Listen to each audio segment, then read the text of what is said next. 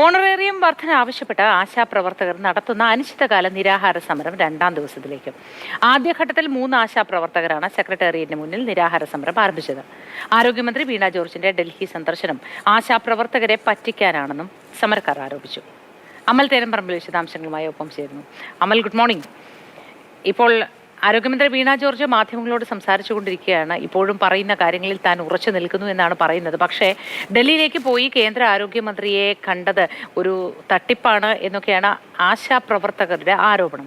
എന്താണ് അവർക്ക് ഇപ്പോൾ പറയാനുള്ളത്? ഈ നിരാഹാര സമരം ഇതിങ്ങനെ അനിശ്ചിതമായി നീണ്ടുപോയാൽ സർക്കാർ ഇടപെടുമെന്ന പ്രതീക്ഷ അവർക്കുണ്ടോ? മന്ത്രി ഈ വിഷയവുമായി ബന്ധപ്പെട്ട് തുടർച്ചയായി നടത്തിക്കൊണ്ടിരിക്കുന്ന പ്രസ്താവനകളുണ്ട്. ആ പ്രസ്താവനകളൊന്ന് അതിൻ്റെ ഒരു ക്രമം പരിശോധിച്ചാൽ കൃത്യമായി കാര്യം മനസ്സിലാകും.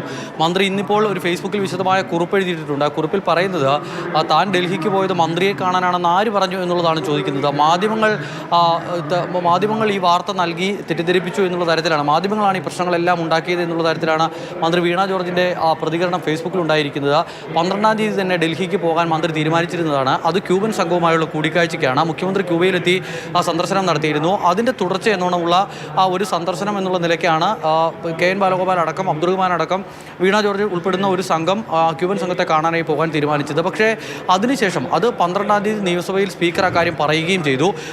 അതേ തുടർന്ന് നിയമസഭയുടെ ചില നടപടിക്രമങ്ങൾ മാറ്റിവെക്കുകയും ചെയ്തതാണ്, ചില സമയക്രമം മാറ്റുകയും ചെയ്തതാണ്.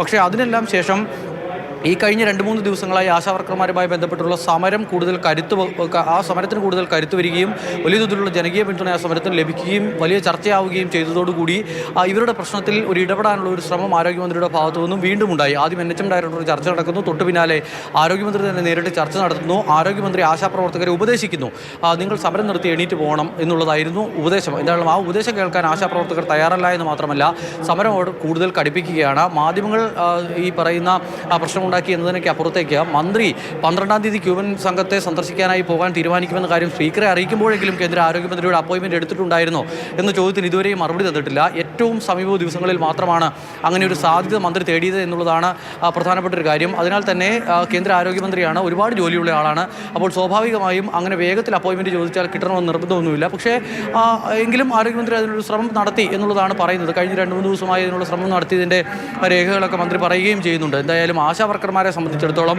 ഈ മന്ത്രിയുടെ ആ പോക്ക് കണ്ണിൽ പൊടിയിടാനാണ് എന്ന് അവർ പറയുമ്പോൾ അവർ ഈ കഴിഞ്ഞ കുറേ ദിവസമായി, ഇപ്പം ഇന്ന് സമരം 40ാം ദിവസമാണ്. അപ്പോൾ 40 ദിവസത്തിനിടയിൽ ഇത്രയും ദിവസമായിട്ടും ആ പ്രശ്നത്തിന് പരിഹാരം കണ്ടെത്താൻ കഴിഞ്ഞില്ല. ഇങ്ങനെ ഇടപെട്ട് കേന്ദ്രമന്ത്രി ഒരു വട്ടം കണ്ടിരുന്നു, പക്ഷേ പിന്നീട് തണുത്ത മട്ടായിരുന്നു. അതിനുശേഷം പിന്നീട് ഒരു വട്ടം കൂടി മന്ത്രിയെ കണ്ട് ഇനിയിപ്പോൾ കേന്ദ്രത്തിൽ നിന്നെങ്കിലും ലഭിക്കാനുണ്ടെങ്കിൽ അത് ചോദിച്ചു വാങ്ങിയെടുക്കാനുള്ള നടപടികളൊന്നും ഉണ്ടായില്ല.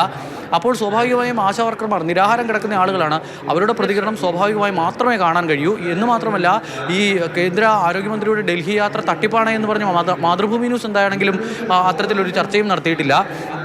ആശാവർക്കർമാർക്ക് പറയാനുള്ള കാര്യങ്ങൾ അവർ ആശാവർക്കർമാർ മാധ്യമങ്ങളിലൂടെ പറയുന്നുണ്ട് എന്നുള്ള കാര്യത്തിൽ സംശയം വേണ്ട. പക്ഷേ പറയാനുള്ള കാര്യങ്ങൾ അതാരായാലും, ആശാവർക്കർമാരായാലും മറ്റാരായാലും, അത് എങ്ങനെയാണോ അത് അതുപോലെ തന്നെ മാതൃഭൂമിയിലൂടെ പ്രേക്ഷകരിലേക്ക് എത്തിക്കുക മാത്രമാണ് ചെയ്യുന്നത്.